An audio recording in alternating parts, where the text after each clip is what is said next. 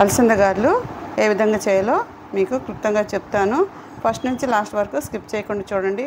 ఇదే మొదటిసారి అయితే సబ్స్క్రైబ్ చేయండి, చూడగానే లైక్ చేయండి, షేర్ చేయండి. అలసందల కోసం ఒక గ్లాస్ అలసందలు తీసుకుంటున్నానండి. ఈ గ్లాస్ తోటి ఇది నీళ్ళల్లో వేసుకొని మొత్తం నానవేసుకోవాలి. ముందు రోజు నైటే వీటిని అలసందలు అంటారు, బొబ్బర్లు అని కూడా అంటారు. ఈ విధంగా నానబెట్టుకొని కడుక్కోవాలి. ఒకసారి కడిగి మళ్ళీ నీళ్ళు పోసుకోవాలి. కడుక్కొని ఈ విధంగా వాటర్ పోసి నానబెట్టుకున్నాను. ఉదయాన్నే దీన్ని మిక్సీ వేసుకోవాలి పొట్టుతో పాటే. అలసందలన్నీ రాత్రి నానబెట్టుకున్నామండి. మనం ఉదయం చేసుకోవాలంటే రాత్రి నానబెట్టుకోవాలి. కనీసం 6 నుంచి 7 గంటల వరకు నానాలి. లేదా ఈవినింగ్ స్నాక్స్ లాగా చేసుకోవాలనుకుంటే ఉదయం నానేసుకుంటే సాయంత్రం సరిపోతాయండి. ఇవి నానేసుకుంటే ఈ విధంగా వస్తాయి నీళ్ళు. ఇట్లా వీటినన్నిటిని మళ్ళీ ఒకసారి మంచిగా శుభ్రంగా కడుక్కొని అలసందలన్నీ కడుక్కొని ఈ విధంగా శుభ్రం చేసుకొని మిక్సీ జార్లోకి తీసుకోవాలి. దీంట్లో ఒక్క చుక్క కూడా తడి ఉండకూడదండి. నీరంతా వడబెట్టుకోవాలి.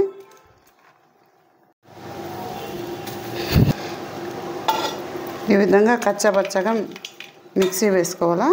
ఇది మెత్తగా వేసుకోకూడదు. మనం మినపప్పులాగా బరకగానే వేసుకోవాలి. ఇట్లా బరకగా పట్టుకోవాలి. రెండోసారి కూడా రుచికి తగ్గ సాల్ట్ అండి, కొంచెం పచ్చిమిరపకాయలు, అయితే మళ్ళీ ఉల్లిపాయలు, కొత్తిమీర, కరివేపాకు సన్న కట్ చేసుకొని ఇవన్నీ వేసుకొని కలుపుకొని, ఎక్కువగా ఉల్లిపాయలు వేసుకోవచ్చండి. ఉల్లిపాయలు లేని టైంలో మనము దీంట్లో తోటకూర కానీ పాలకూర కూడా మిక్స్ చేసుకోవచ్చండి. ఇష్టమైన వాళ్ళు ఆకుకూర కూడా చాలా హెల్తీగా ఉంటుంది. మంచి ఫుడ్ ఇది.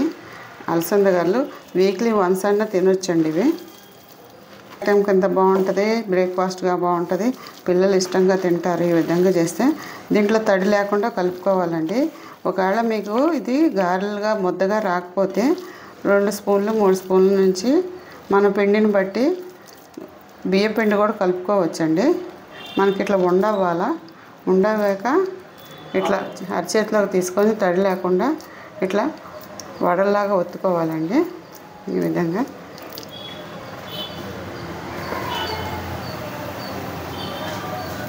మనకి నూనె కాగిందో లేదో ఒకసారి దీంట్లో వేసుకొని చూసుకుందాము.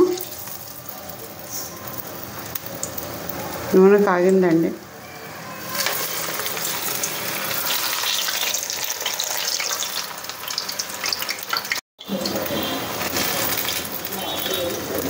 ఇది తక్కువ మంట మీద వేసుకోవాలండి. ఇట్లా సైడ్ నుంచి వదులుకోవాలి. వేసిన 2-3 నిమిషాల వరకు మనం కలపకూడదు. మనం గంటి పెడితే అది ఇరిగిపోతుంది, విడిపోతుంది. ఎందుకంటే మనం బరక్గా కలుపుకున్నాం కదా, అందుకని.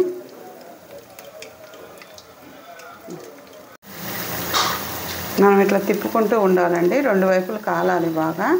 కొంచెం ఎర్రగా కాలాక తీసేసుకోవాలి. నిదానంగా వేగితేనే లోపల దాకా వేగుతాయి. మనకి ఇష్టమైతే దీంట్లో పాలకూర, తోటకూర, ఆకుకూరలు కూడా సన్నగా తరిగి వేసుకోవచ్చు.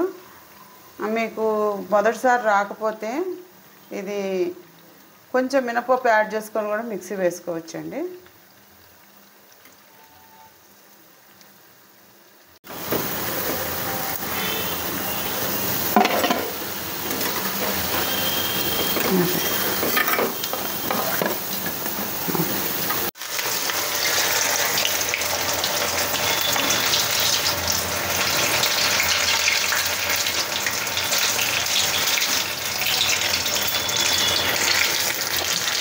గారెలు అయిపోయినాయండి. ఈ విధంగా చేసుకోవాలి.